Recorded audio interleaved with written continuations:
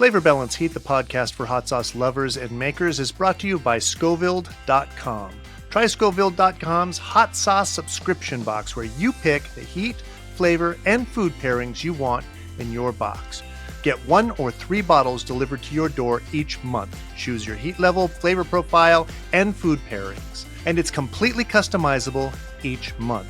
You no longer have to worry about getting sauces you don't like or won't use. Scoville.com specially curates each month's box based on your personal preferences. And best of all, High Desert Sauce Co., Butterfly Bakery of Vermont, and Irish Spike's unique hot sauces are all available at Scoville.com. I'm surprised at how many shrink bands are non-perforated, like of the hot sauces I've gotten recently. I always have to go to the knife drawer and rip at it instead of just having a perforation. I feel like it's something that happened after COVID, because I don't remember that being a thing at all before COVID. And then after COVID, I've had quite a few without it. Zac has an excuse. No, he doesn't.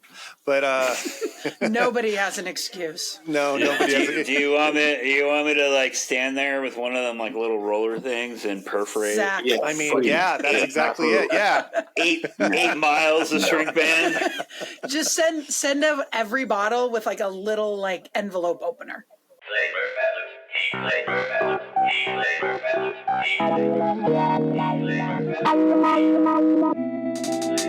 Welcome to Flavor Balance Heat, the podcast for hot sauce lovers and makers. I'm Spike. I'm Zac. And I'm Claire. And today we're talking to DEREK NYKAMP from Colorful Colorado Creations. Hey, Derek. How's it going? Welcome to the shit show. Glad to be here. What got you into spicy food? What started you on your hot sauce journey? I think growing up, we always had spicy food around. From as young as I can remember, spice was always a part of meals around our house. We were the first family I ever remember to buy Frank's Red Hot by the gallon. Everybody thought that was extremely weird, and we just thought it was part of life. Or that shit on everything, as the commercial goes. So started with that, and then, went through years of just using hot sauce on everything, just kind of store-bought regular hot sauce. And then John from Bear River Bottling, I went to high school with him. We were buddies in high school. And he started his business like 7-8 years ago. And that kind of got me into the craft world a little bit, buying his stuff and kind of dabbling in some others. And then just one day out of the blue, a year and a half ago, I just decided I was going to do it for myself. How's it been so far? It's a ride. The community is definitely the part that I've been most amazed by, and probably is what has kept me in it. Kind of started it as just like, I'm going to do this, see how it goes.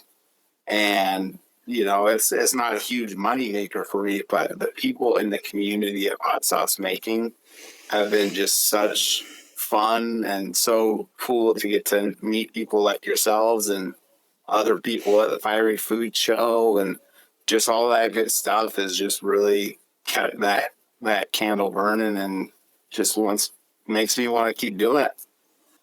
Derek, in your opinion, what makes a great hot sauce? I wasn't prepared for that question. That one's There's so many different flavors out there that we're exposed to now, getting into all these craft sauces, and to me, it's just something that I taste it, and it awakens different taste buds. And something I could pour on a lot of meals is usually the ones I keep going after, obviously. There's some that taste really good and I really like them, but then they sit in the fridge for months because I can't find a use for them. So to me, that's not as great a hot sauce as one that I'll go through half a bottle in a single meal, or it's gone the next day because I just kept going after it for every meal. Awesome. So that's a good answer. Probably one of the better answers we've had. I'd say so. What's your favorite flavor from your lineup, and are there any sauces that you tried to make and that didn't work out? My favorite flavor from my lineup would be my Colorado Red. I think I sent it to Claire and Zac. I don't know, did Spike and I ever get you any sauce? No. Okay, well, sorry for that. No, it's all right. We'll trade. We'll have a trade. That sounds good. Yeah. Would you fucking believe? You know how many times I told myself to go grab a bottle of fucking hot sauce for Hot Sauce Show and Tell, and I still haven't grabbed one. Oh.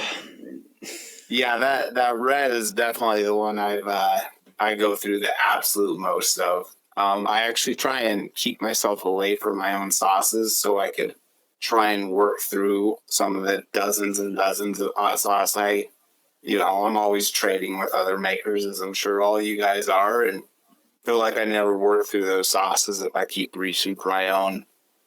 I've found this year I've been doing that because of the podcast, and it's been great. It's helped my creative energy quite a bit. Kind of gone out there this year a little bit. The thing is, though, if you're making sauces that you like, it's really hard to gravitate towards something else. You know what I mean? It is. Yeah. It's really difficult. Even if you there's some sauces out there that I love, and it's not that I don't want to eat them. I just want to eat what I made. Right. I get that. For me, I have to force myself to step outside that so that I can bring more in. It really helps me, but I get it because I always my first inclination is to reach for one of mine. Yeah. Derek, do you make your own sauces or do you work with a co-packer? I do. I've always made my own from the beginning. I didn't even really know the co-packing thing was an option when I first got into it. I really jumped into this thing without educating myself at all. Otherwise, I would have done a lot of things differently, as I'm sure you all would have. Yeah. Yeah. I really enjoy the process of cooking it and doing it all. I think someday if this grows, like I could see it growing, at that point I'd turn it over to a co-packer. But I want all my recipes dialed up to that scale for them already, so they're not trying to tell me what they're going to change when they have to scale it up to a higher level. And I just want it all completely dialed in before I make that move. Yeah. That's smart. So do you have like a co-packer in mind? Is there one in your area that you're wanting to work with?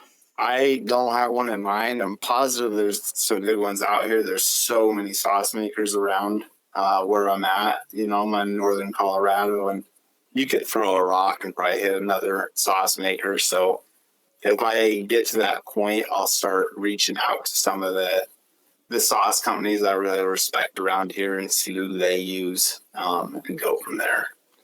I bet it helped a lot to have John as a resource. I mean, we didn't have, you said you jumped in blind, but you had somebody that was in the business that you could ask questions of. That must have helped a lot.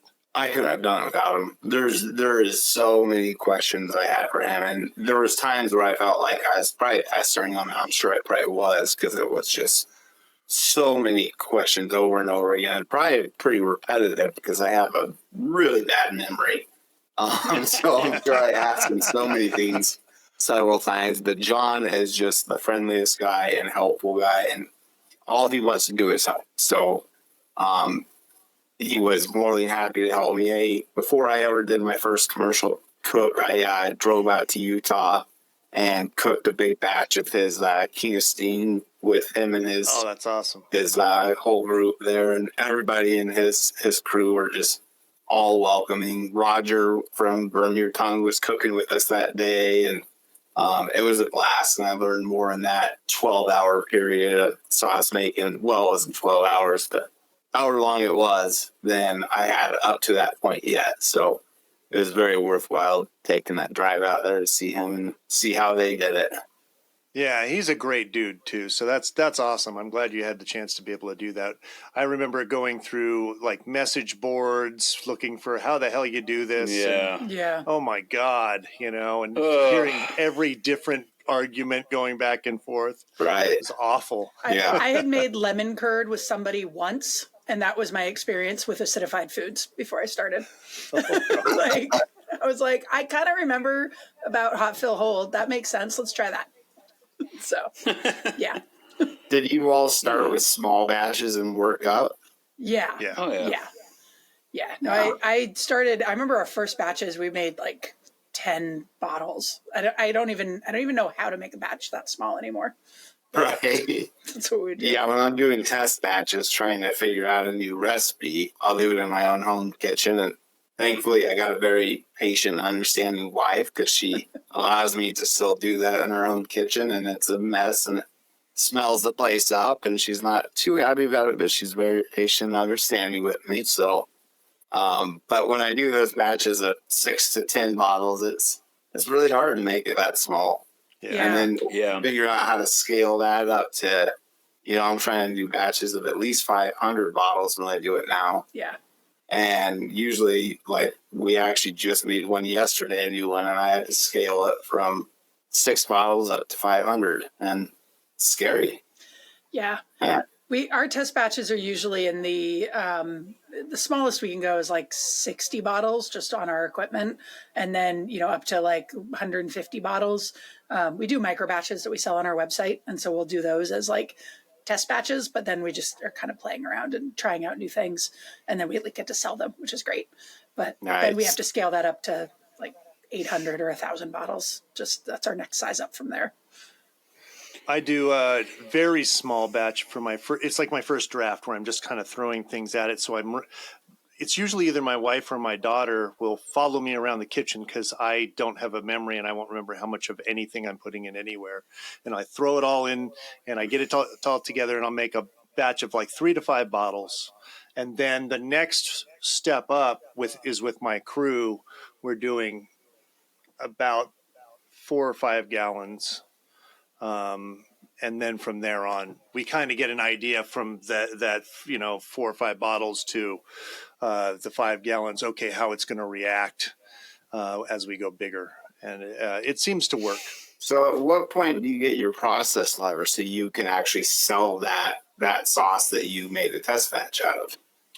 I do it after the 5 gallon one because you can get a good idea of where you're going to go with it. You don't have to make any major changes. The 5 gallons, it doesn't change significantly after that. It does may a little bit, but not anything, Just evaporation, less water maybe, or less liquid. Yeah.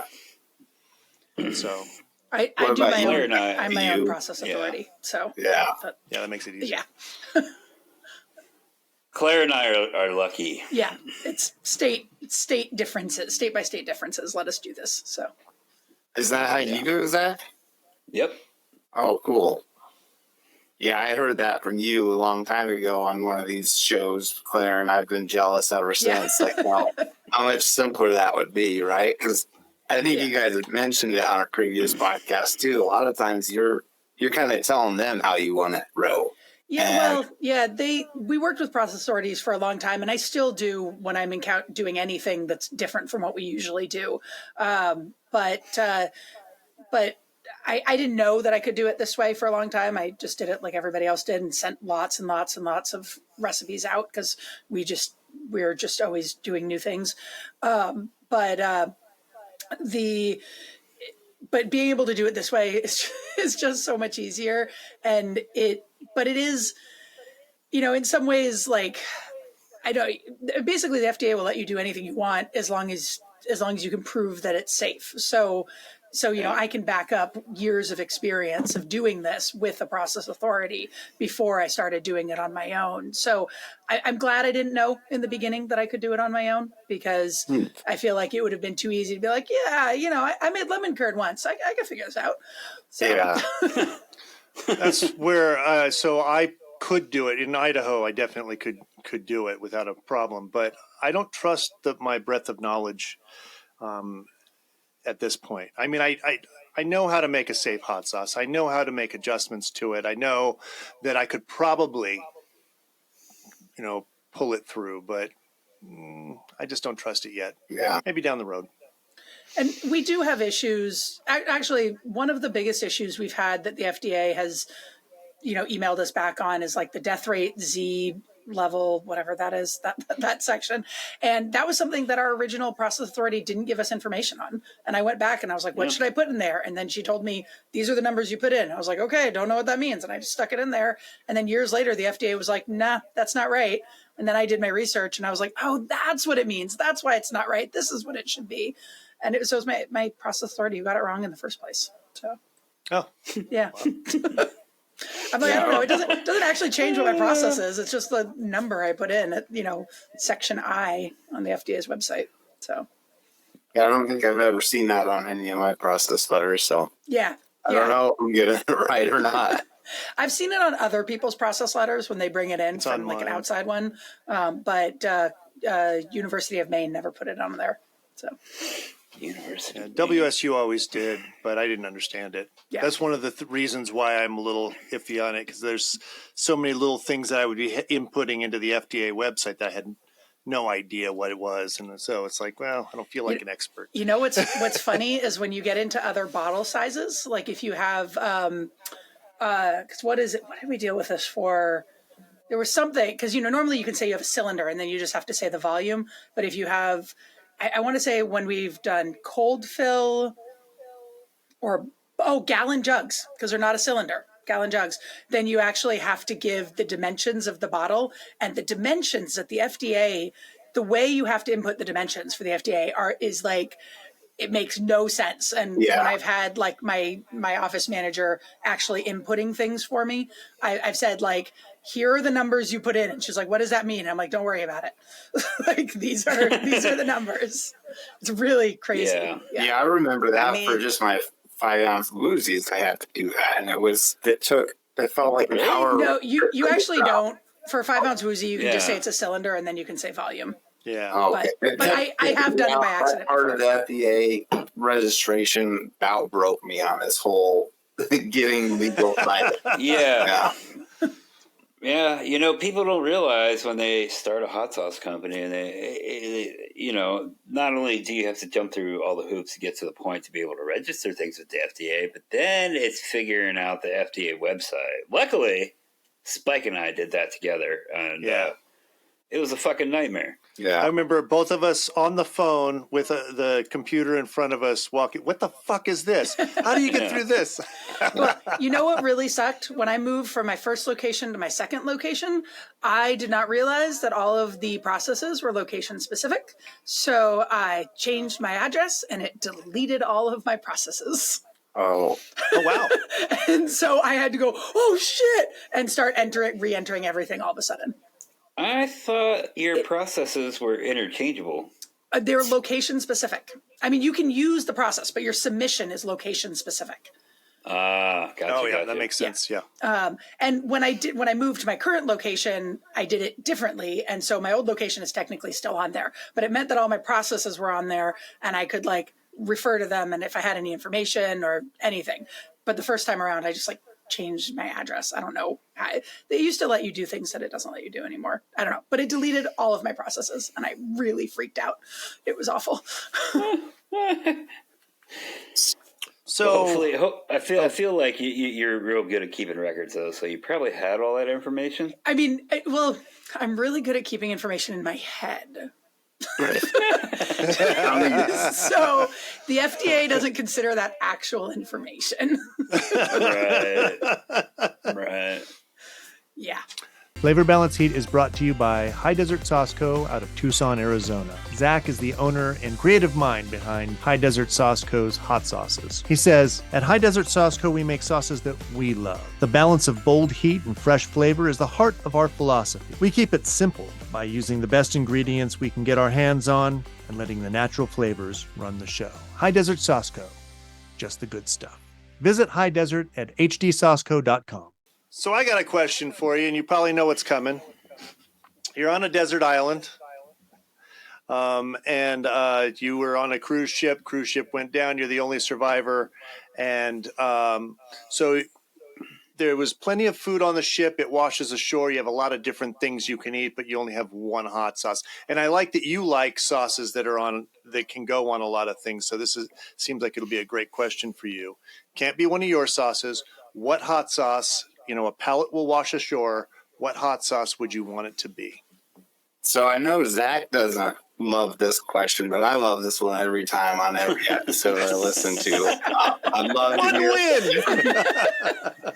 I do wish you would allow them to talk about their own or one of your guys', because you can do one of ours. We changed that, but okay. You can't talk about your own. Sometimes it's interesting to hear if people if they do make their own favorite sauce, or if they're still in love with somebody else's sauce. So I'd always like to know that. Oh, that's a good idea. I like that. But I think there should be a whole brand that washes ashore. I want a whole pallet of High Desert. He was stocking up, the grocery store, and his whole pallet washed this ashore. But anyways, if I had to pick one, I'm shouting out John here from Bear River Bottling, his newest sauce, Cajun Ghost Story. When he was on the show, he gave me a shout out for one of mine, and I gotta give him for this. This one, ghost pepper garlic. That's my hot sauce today. Oh, good, perfect. I got a different one for show and tell, but that one was great. I'm always a fan of John's stuff, but that one is a sauce that is a little too spicy to go through a whole half a bottle on a meal, but I'll definitely pour it on stuff. So that's one of my favorites lately, for sure. Awesome. We got an answer Yeah. from a creator. Maker, yeah. Yeah. Derek, I gave an answer. you gave something. Derek, Finger. who inspires you and why? Who inspires me and why? And I'm not going to just keep this to hot sauce. I'm going to talk about in life in general. Yeah. It's Perfect. anybody that's following their passion.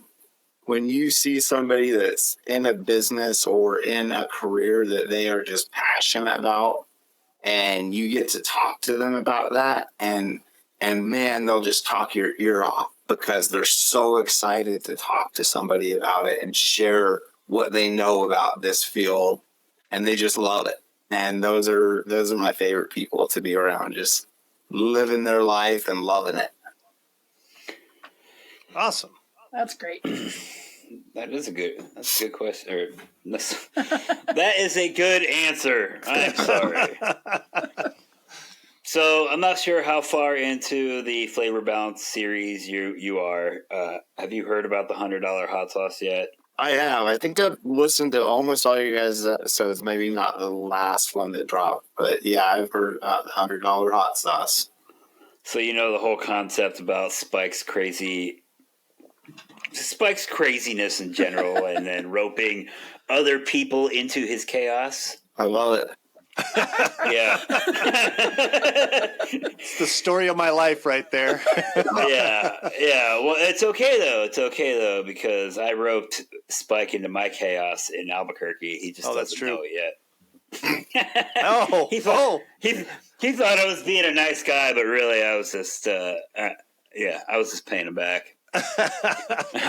So as you know, we're planning on making this $100 hot sauce. Do you have a specific ingredient or a specific process that you know of that would warrant this bottle of hot sauce to be $100?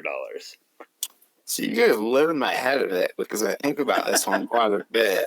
I think you guys are on something great, and I can't wait to put me on the wish list. I want to be one of the ones to buy this when it comes out, but. One of your other guests talked about packaging. Mm-hmm. I think that's huge. I think a really cool box, a really cool bottle, something different than you normally see, and then something that you could put on display after you're done with the bottle. Because, don't be one of those guys that buys the hot sauce and doesn't eat it. Buy it, eat the hot sauce, enjoy it, but then have this packaging in a way that people could display it afterwards, so they could have something to show for the $100 after they long since went through your bottle of sauce. Oh, that sounds like great. that. I actually have a friend who does 3D printing. He's phenomenal. And we could look into something through him to create something to go with it, some ornament to go with it.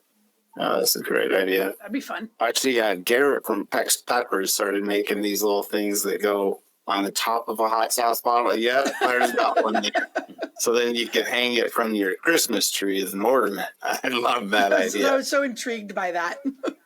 Yeah, I ordered some just because. I didn't put it on my tree or anything. It's just like, this is cool.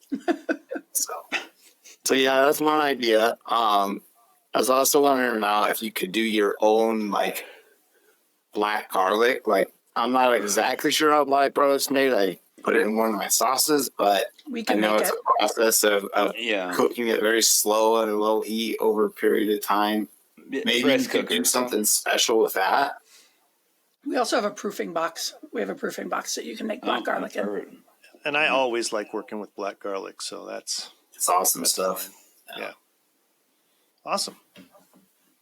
Any other ingredients that come to mind besides black garlic? Just please not clove. Extra clove. I open a bottle of clove, and both you and Spike have one, and I smell that clove right out the gate, and I just can't do it. That's the one Really? ingredient I cannot handle. Man, Wow. dude, there is so little clove in I that know. sauce that It's always I've got the a couple last of ingredient, sauces. and that's the first thing I smell, and it's the only thing I taste. Which sauce? Because I've got a couple. Which one were you referring to? I think it was your coffee mole sauce. I Oh, think yeah. and I wanted to like that sauce and loved all the other flavoring there, but I couldn't get past the clove. So Well, you'll maybe I'll take that in consideration. We're making that a premium sauce, and I'm redoing it. Really, I'm actually working on that one now, and I'm excited about it. We got a lot more going on in it. It's still going to be coffee forward. That's got to be the number one thing. yeah, I'd love to taste that sauce without clove, but just me. So Like Claire says, everyone's got this sauce and that they don't like, but the person right next to them loves it. So that's what makes it great. I mean, if it didn't say clove on the label, would you even know? Like if I hid it in spices? I don't have a doubt. I always taste the sauce before I even read the ingredients. First thing I do, I crack it open and I smell it, and I can always smell clove first. Damn.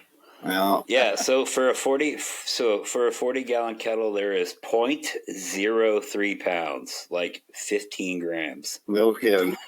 Yeah, That's nuts. I don't know. I guess I'm much just at all. hypersensitive. I think that's about, if not less than that, that's in ours. So yeah, that makes I know my ex-wife was had a thing about onions, and she could tell if they were like barely any onions and minced up so tiny you couldn't even see them, but she could tell if there were onions in something. She hated it. You know, my thing like that is iodine in salt.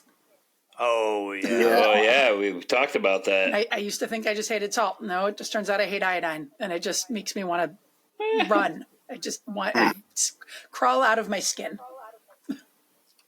Yeah, I don't like it either, but I don't know if I could call it out to something, but I definitely don't like it. I can taste it if it's on food. I don't know if I can taste it. I mean, it depends on how much goes into it. Sometimes I can't quite put my finger on what it is that I hate about something, and then I can dig down to that. But if it's cooked into a sauce, I probably not going to notice. I'm Claire George. I own Butterfly Bakery of Vermont. We make hot sauce, mustard, cookies, and granola, and 100% of our products are made with Vermont ingredients. The thing that I hear most often from people is that my hot sauce tastes like the peppers that are in it. We do really simple recipes that don't get too crazy and nitpicky, just to really accentuate the flavor of the peppers that are in there. The unique thing about our hot sauces is how much we feature the farm and the relationship with the farm, and really bring the terroir of Vermont to our hot sauces. I am pretty sure I am the #1 purchaser of Vermont-grown chili peppers. I would love it if there would be a legitimate pepper market in Vermont where people would know Vermont for its peppers. We're all better for supporting each other. And I think that part really shows itself with the collaborations that I do with the other businesses and the other farms, that I love working together and coming up with new ideas and presenting each other with new challenges. And I think overall that's the attitude here, and I absolutely love it because that's my attitude. I try to live my life with love. The ingredients that I use, I would say that my values are reflected in that I use ingredients that, again, feel good, feel loving, feel supportive. The relationship with the farmer was how it all began. If I changed the reason for it being, if I went out and bought some commodity peppers, it might not be as good. You can find Butterfly Bakery of Vermont hot sauce, mustard, granola, and cookies at butterflybakeryvt.com. So I'd love an opportunity to talk to you about something this show inspired. Back when John was on the show, you guys talked about sauce causes and We're working on that. charities and stuff like that. And that episode actually inspired one for myself. Awesome. And the sauce I just made yesterday, it's called Junkie's Revenge. And Zach knows I'm pretty forward with it, pretty open about it. I'm in recovery as well. I was a heroin addict for quite a while and was deep into it. And I found recovery several years ago. And this sauce that I'm making, it's going to be 50% of the proceeds are going to go to the drug court program that I graduated that really helped me turn my life around. So I'm really excited about helping people in that program kind of get on their feet and just help them where they're struggling. So, That's awesome. You know what? That's fantastic. My mom was she was also into heroin, and when she sobered up, she went on to work for the drug courts. nice. Yeah, Yeah, it really had a big positive impact on my life for sure. that's fantastic. Yeah. I'm really that is not only so we're actually making that site, and that we can definitely add your sauce to that. Yeah, but I we're love in it. the process of working on that right now. Nice. Yeah, man, you are part of a very small percentage that has successfully not only finished the program, but is continuing the path of sobriety and recovery. Yeah.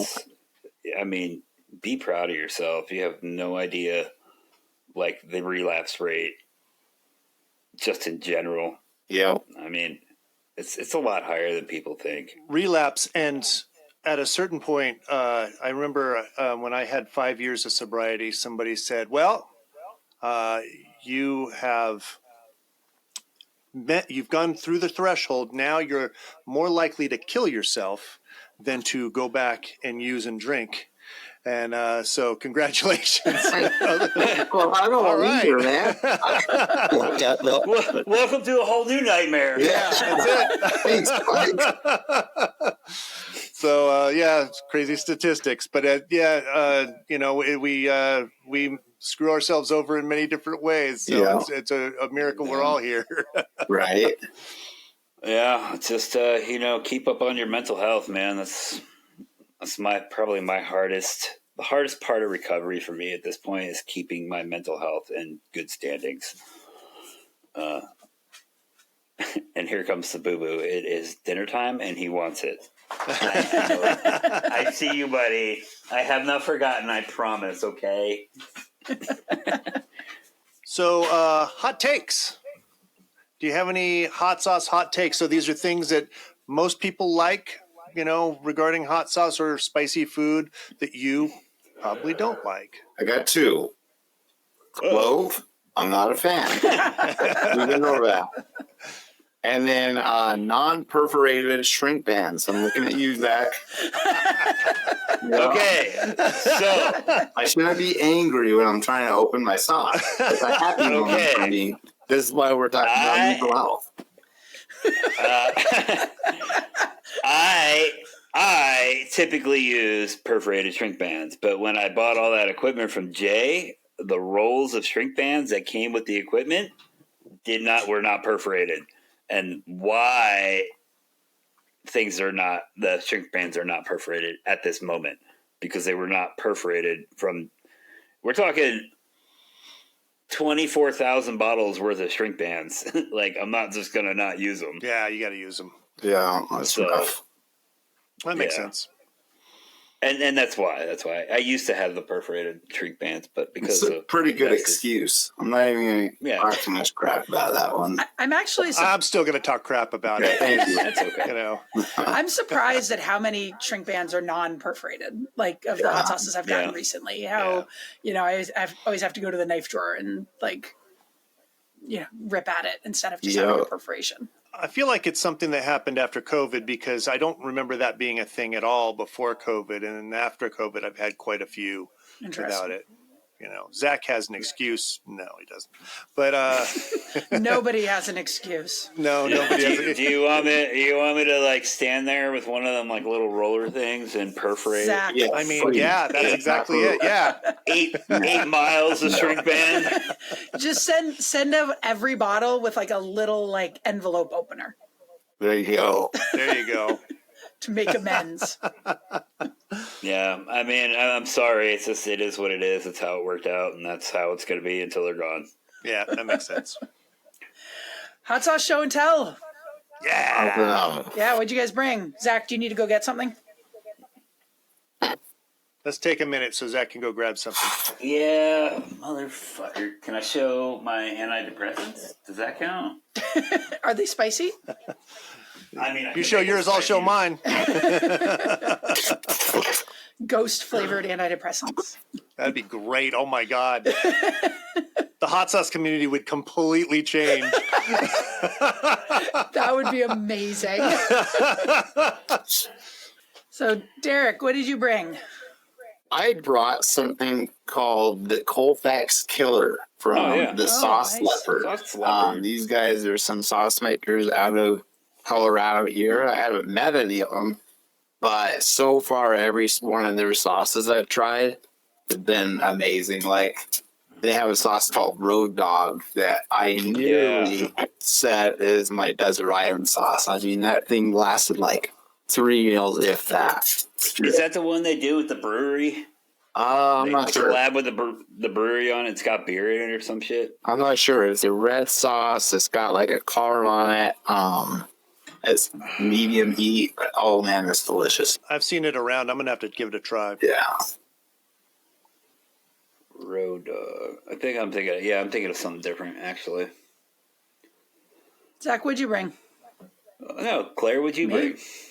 So, you guys didn't try it last week, and Derek, you don't know about it because the episode hasn't aired yet, but we tasted a bunch of hot sauces last week, including that really, really awful bourbon sauce. And so this week, my husband got this Cantina Royale bourbon hot sauce. And it's a Chipotle bourbon, Morita bourbon, and it is so good. And it's so delicious. And it's amazing when you smell the two side by side. They smell so similar, except one smells like cigarettes and the other one smells like something you want to eat. And it's just like, I just am so amazed at how similar and yet so different they are. And this Cantina Royale bourbon maple reaper sauce is delicious. All right. Zach? Go ahead, Spike. I'll go last today. All right. Well, as you know, I'm doing Cajun Ghost Story. So I've been excited to try that. I'm just going to go ahead and try it. Oh, wait, I'm almost there. Oh, okay. I'm almost there. Today, I brought Claire's. Nice. That is a good I did sauce. notice. What's up with the label right there? Why is there like that one little white line? So that's cool that you notice it. Most people don't notice that. That is our printer. Our printer does that. And I get people who are super picky about their labels and they don't notice that white line. And it's not on every label, but it is just it's just a printer spacing availability, like just print edges, and we just So you print your own labels? We do. We're transitioning away from that now. We the printer that we were using stopped being made. We got a new printer, and I hate it, and it's a constant battle. And the colors are muted, and we have all these issues. And so I'm pretty sure the one that you've got there is on our new printer, but it's frustrating. So we are transitioning away from printing our labels. All right. So many mixed reviews on this sauce here. It's a mango habanero pretty much, which I never had a sauce maker that's made that mango habanero. I didn't know that existed. Brand new flavor. I should try that. That's not a hot take right there. Is as a sauce maker, you're not required to make a mango habanero. That's not a requirement. Okay. In fairness, when you're dicking around at home, you know what I mean? You think to yourself, what two flavors go together? Yeah. Mango habanero just comes to everybody's mind. Oh, That was actually my angry orange. I decided I didn't want to do a mango habanero, so I made an orange habanero. So Perfect. slight twist. I did pineapple, mango, and banana with habanero. But we got rid of that sauce, and it's now with scorpion. This was hotter than I thought it was going to be. Yeah, we have This was too. Burners. our jalapenos are really hot. Like it's just our varieties. They're just way hotter than you would expect a jalapeno to be. A lot of people say that that's made with habaneros, and I'm like, no, just jalapenos. What is it? Your Reaper sauce? What's the? Oh shoot, I can't remember the name of it now. One of your sauce. Yeah, one of yours. Taco Vibes, Red Ghost no, Reaper. The Ghost Reaper. Red Ghost Reaper. Yeah. Oh, cow, that's really brutal. I keep going back to it. Every time, just light myself up with that. Yeah, sucker. no, it is just intensely it depends on which farm we get them from, but those Reapers are, and the Red Ghosts. The Yellow Ghosts are not as hot, and the Red Ghosts from probably Lester Farm, those were just beautiful Red Ghosts, and they are just intense. Yeah. Well, I really like this. This is really good sauce. It's good Cajun flavors. Yeah, I'd have this on some catfish. Yeah. Nice. Oh, nice. Yeah. I miss catfish. I haven't had that in a long time. Yeah, or some salmon. Did you try yours, Derek, or you? Yeah. It was very citrusy. It was great. It's a little bit thinner, but maybe I didn't give it a good enough shake. But just another excellent kind of mango habanero. There's mango, pineapples, good stuff. A lot of people knock mango habanero sauces, but the fact of the matter is there's a reason why there's so many, and they are good. It's if you're going to do it, you need to do it really well. And so if they did a good job, that's what counts. Yeah, you just got to be different. Glendo's makes the best mango habanero I've ever had. That sucker is just smooth as ore. Just man, that's hard to beat that one. I'll have to try that one out. Although I'm not a big mango fan. As soon as mangoes are grown in Vermont, I'll make a run. There you go.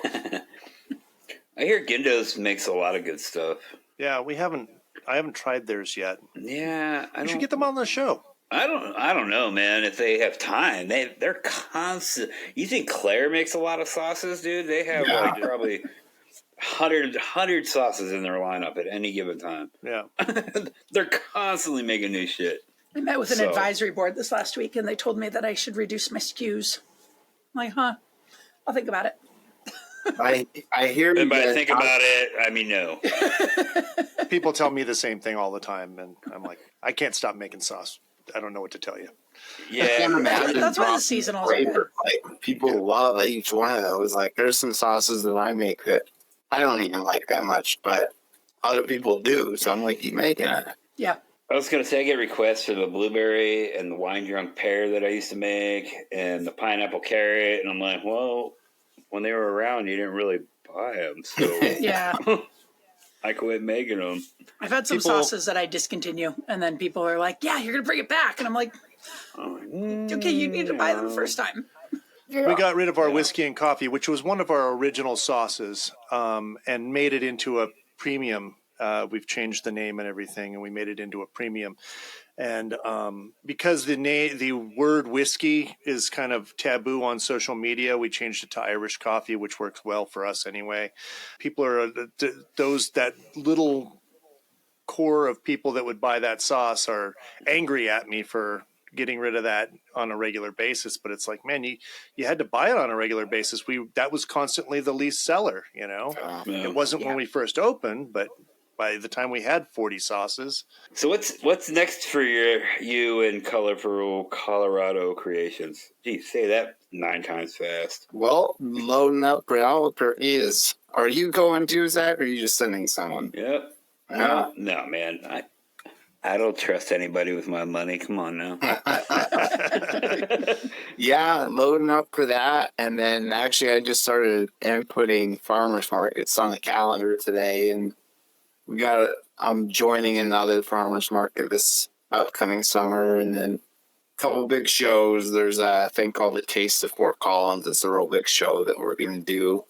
And then, just kind of let it take its course after that. That's going to be a pretty busy summer, so we'll see how it goes. So, real quick before I forget, you are aware if it says refrigerate after opening on your bottle that your samples have to be served cold in Albuquerque? They have to be kept on ice. Yeah, so a guy comes around and checks your stuff, and basically you need a little container with ice there to have your sample bottles ready to put on. But he tells you there's no requirement of how long they can be out of there before they have to go back on ice. So it's not like you have to put your sample bottles back into the container of ice after each sample. And that show is so busy, you're never really setting your sample bottles down. It's constantly in your hand, putting it on somebody's food. It's pretty lax once you get going, but there's a brief time in the setup stage where you kind of get inspected, and after that, though, it's just another show. So, Derek, do you have any questions for us? A list of them. All right, here we go. Spike, did you figure out that whole inversion thing about how long a bottle could be inverted for? No, I didn't. I remember now. So I do remember now where it came from, and it was during the lecture portion of the recording we had to listen to. And somebody asked that question. He answered it, and I went, "Oh, okay." And I've thought about like trying to reach out to them to find that, but that would be it was 8 hours. So yeah. I was just curious because I invert them out of the kitchen, and they stay that way until they're sold, pretty much, for me. So curious. I do remember he had a good, and I remember hearing the reason, thinking, "Oh, this is going to be," he started to say it, and I was thinking, "Oh, this is going to be bullshit," because we had been doing the same thing, and he gave a reason that to me went, "Oh, all right," and then we didn't do it anymore. So I don't know other than that. Flavor Balance Heat, the podcast for hot sauce lovers and makers, is brought to you by Irish Spike's unique hot sauces and Vandal pepper sauces. I'm Spike, the owner and executive saucier. Our sauces are handmade in the Pacific Northwest using the best possible ingredient. We believe that hot sauce equates to a balance of sensational heat coupled with a robust and complex flavor profile. Live your hottest life with Irish Spikes. Irish Spike's unique hot sauces and Vandal pepper sauces are available at saucecult.com. Claire, I have one for you about connecting with farmers, because I would love to do what you do and make all my sauces with locally grown products. But so far, my luck with talking to the two farmers I worked with at the farmers markets, they're like, yeah, maybe, and it's like not a whole lot of interest, and they're sure as heck not growing any super hots for me. So I was wondering if you had any tips of finding farmers that would be happy to work with smaller sauce makers. Obviously, it's going to be different for Colorado than it is for Vermont. But I would. So the way that I connected with most of the farmers that grow my peppers was years ago. Vermont has a fruit and veggie listserv, and it's for farmers who grow fruit and veggies. So putting it out there, talking to farmers and asking them, how do they communicate with each other?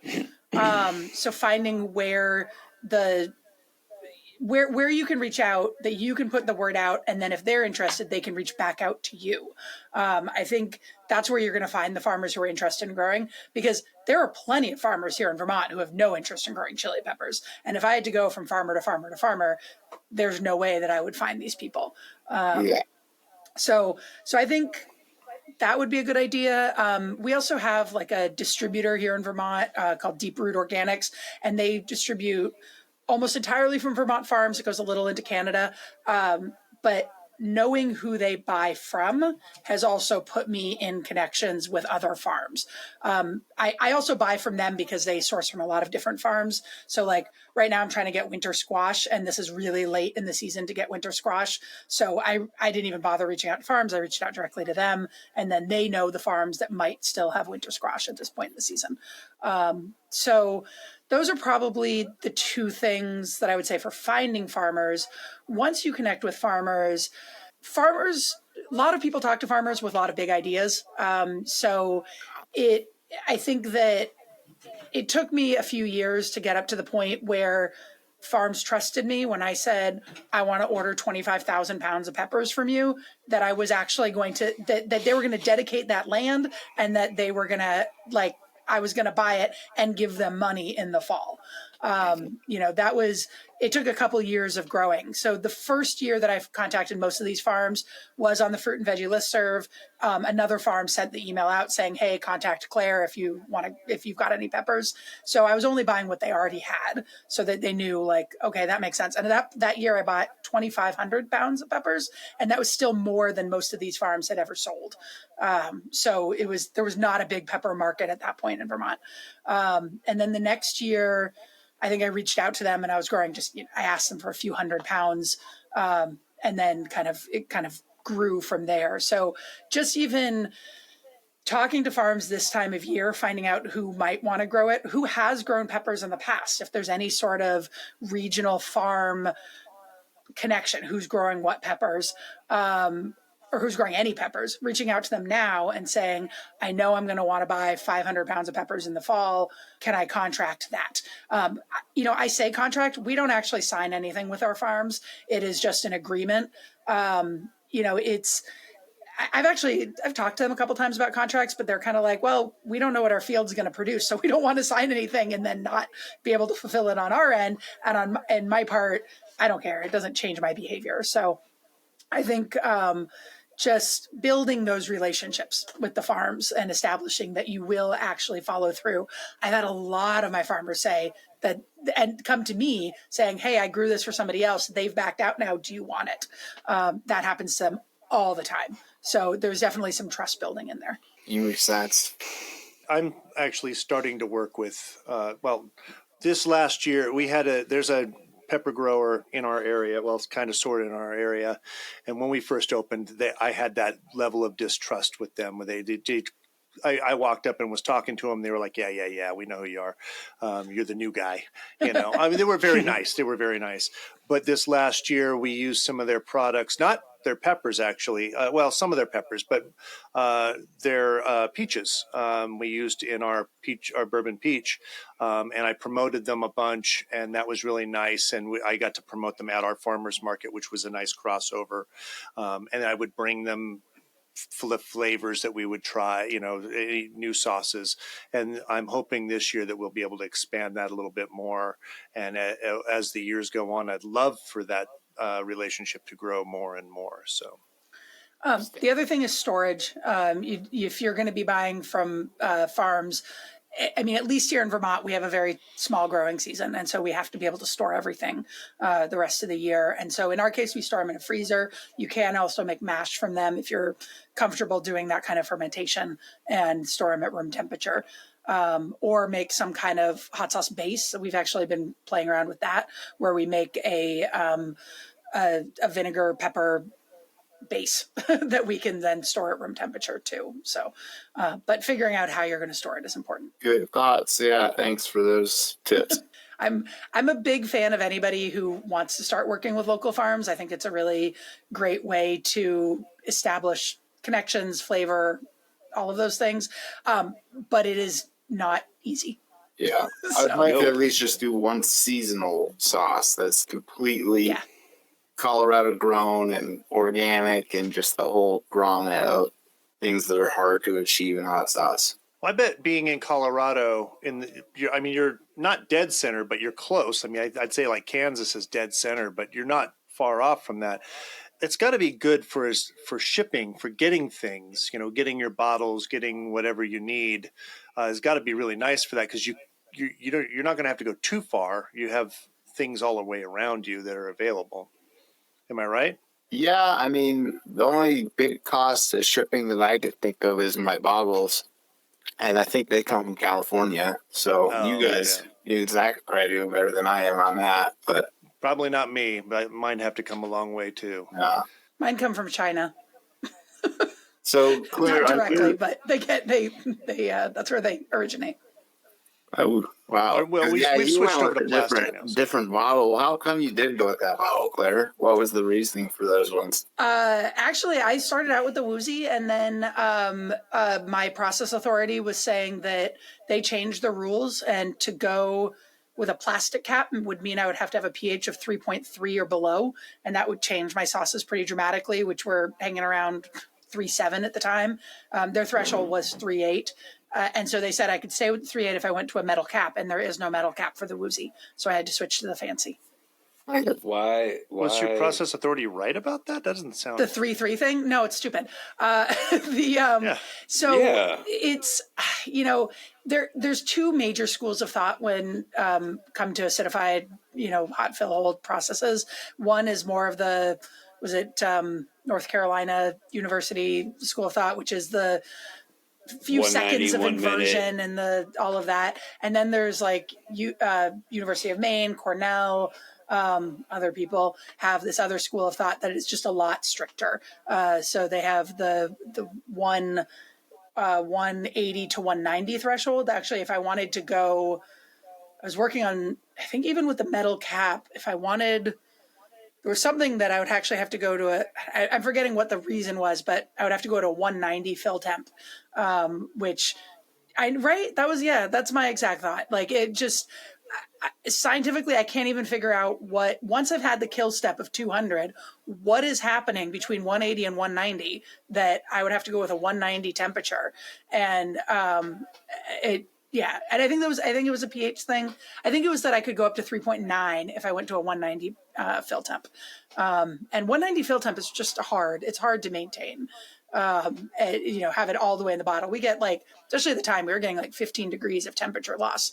And so, and if we, we're keeping it at 200, we get down to 185, and that's, yeah. So there were a lot of those rules. And of course, your process authority is God. So you just and it seemed at the time, I thought was that this was a trend that was happening across the board, everybody's making this change. And she said it was increased microbial research that they were doing and realizing that there was more microbial activity than they thought. And I mean, yeah, there is. We don't sterilize it, we boil it. But it's not, I don't know. I mean, a plastic cap doesn't have a hermetic seal. A metal cap does because of the plastisol liner. So that was the difference between the cap types. I mean, it creates a hermetic seal when you invert it and then let it It's cool. not a hermetic seal. It's a vacuum seal. So it is a slightly different seal. But I thought the vacuum seal created especially with the insert that covers the top. You've got those little inserts. So this isn't my, I didn't dig a lot into it because now I'm doing the metal cap and all, and that's just what I'm doing. Matter. But I think the difference is that vacuum seal becomes non-existent if the bottle warms up. If the bottle warms back up because of sitting in a sunny window or whatever, that vacuum seal can go away. Whereas a hermetic seal is an actual physical sealing of things. That makes sense. Yeah. So an induction seal would be a way to get a hermetic seal on say a plastic bottle. Interesting. Yeah. So that's why I do the cap that I do. I guess that makes sense, traveling in a truck across the United States in the middle of summer. It's going to get hot. Yeah. What else you got? Curious about clearing her labels, printing it yourself. So are you just using that really good laser printer, or is it a specific? You just mentioned how you change printers, but tell me more about that. So we were using just a high-end HP small business printer for a very long time. I wanted to upgrade from that, and I got a Ricoh something, and we used that for years, and it was kind of always a battle with the printer, but it did a good job. And then, as we grew as a company, I definitely started recognizing the quality problems with our labels. They're fine. They're okay. But we'd like our labels to grow up a little bit. Our photographer is so detailed about focus. And he was like, you need to fix your labels, because I kept trying to fix them for you in the picture. I was like, okay, that's not what we're going for. So then the Ricoh, we went through a couple different Ricohs. And one thing I like about it, it's got a low cost toner toner per page sort of cost. And then when I was looking to buy a different one, when Rico stopped making that particular one, and they actually stopped making the next one after that too, the cost is so high for toner per page. I actually really wouldn't recommend it for a lot of people. It's really, really high. Like, it actually is cheaper to get your labels printed, and will look better as well. Crazy, right? Because you're peeling each label off of the sheet, and then yeah, I mean, we're pretty good at doing that. Like, there's definitely a learning curve. Like, if we hire somebody new, just to be able to do that with speed. Also because when you've got a machine that like sends something down at a regular time period, it keeps everybody on task, that they know what's happening. They need to stay focused. Whereas when somebody's hand labeling, they'll be in the middle putting a label down, and then they'll turn and they'll have a conversation and they'll pause, and like, it's just a huge frustration. So there's a learning curve with staff in terms of just staying focused and keep going. We do have a couple employees who have 3D printers, and so we actually have made like a little like holders that you put the bottle into and then put the label over, so it's got the right spacing. And we have a client that we have to hand label his bottles, and it has to be exactly the right height because it goes into a mixed box. So we use that to like help us do that. It does mean that also when we get co-pack clients who like need the labels put on a specific way, we're good at doing that because we hand label a fair amount. But we're moving away from it. This new printer, the print quality annoys me. We might get a tech out to look at it because it doesn't feel like it feels like the print quality should be better. But and it does do certain colors right, and we can just lean into those colors for our micro batches. What kept us printing our own labels for a really long time is the fact that we put the farms on all of our bottles. Yeah. And so we have to have that information changes with every batch. We finally have figured out a way of doing that puts the farm label on a secondary label without it looking like an afterthought. I didn't want to put it back here. I like the fact that it's right in the front and center. So we're actually going to start putting it on top, and we've figured out how to do that. Oh, and that's great. And it actually looks really nice. So we were trying to like put it here, and we couldn't get it to sit right. There's also 2 different kinds of fancy bottles that have slightly different shoulders, and we couldn't get it to sit right on both of them. But putting it up here, it looks good, especially if you're like you're seeing hot sauce on a shelf and you're seeing all those lids, and then this one's got like something on it. It looks really nice, crisp colors. So we do printing this ourselves. We hand number our bottles. So we hand number them up there and then keep this separate. But we're also redesigning our labels, and that's a whole nother thing. But we want to redesign them before we send them to the printer. So I always do you have a good printer already? Because I can hook you up with my people. They're on your side of the country. Oh, well, we've actually been working with Sticker Giant of all people. And that's where we get our caramel labels printed through. But we have a really good local printer that a lot of people really love, and I have had nothing but bad experiences with them. So, well, I'll give you my guy, and you can talk to him. I think because of the way they work. Well, real quick, are you getting a label machine, Claire? Like an inline label? Oh, I have an inline labeling machine. Okay. Yeah. Is it run off sensors and shit? Because the stuff that Spike gets has like a clear backing on it. Oh, I hate those. I hate the clear backing. You can get either. They give you both types. We had a co-pack client who sent us stuff with clear backing, and it was, oh my God, it was awful until we ran through it all. So we actually have it in our label specs that we send to prospective co-pack clients that says like, it says like things that we don't want you to do. And one of them is clear backings, and like, you can do those things, but we may charge you more because it'll make our life miserable. Yeah. I like the clear backing for us at this level is great because it's cheaper. They charge us less for them. And they said that the industry is trying to move in that direction is what they talked to me about. And so they actually had started moving in that direction because of it. And it costs like maybe 1 or 2 cents less per label, which is a huge amount. Wow.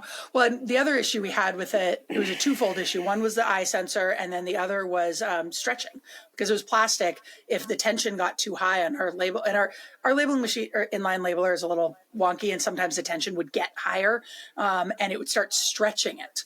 and as opposed to the paper, which if got too high, it would snap, and then we go, oh, and then we'd fix it. But this would just progressively get really shitty. So. Oh, I can see that going really wrong. Yeah. It's stretching. Any other What else questions? you got for us, Derek? That's about it.